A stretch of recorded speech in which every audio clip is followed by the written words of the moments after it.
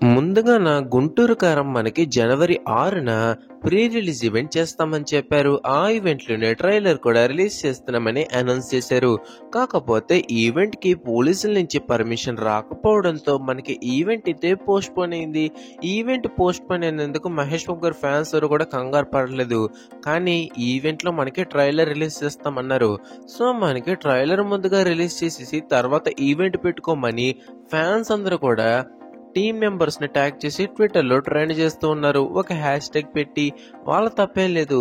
ఎందుకంటే మూవీకి ఎక్కువ రోజులు టైం లేదు, 1 వీక్ కూడా టైం లేదు. మనకి ఇప్పటికొచ్చి ఎలాంటి కంటెంట్ అయితే రిలీజ్ చేయట్లేదు. కుర్చీ మడత పెట్టి సాంగ్ తో వచ్చిన క్రేజ్ మొత్తం కూడా పోయేలైతే ఉంది. అందుకనే మహేష్ బాబు గారి ఫ్యాన్స్ అందరూ కలిసి ట్విట్టర్లో ట్రెండ్ చేసి మొత్తం మీద ట్రైలర్ అయితే మనకి జనవరి 7న అయితే తెప్పించుకుంటున్నారు. సో మనకి ఇది సుదర్శన్ థియేటర్లో సాయంత్రం 5 గంటలకైతే లాంచ్ అవబోతున్నది గుంటూరు కారం ట్రైలర్.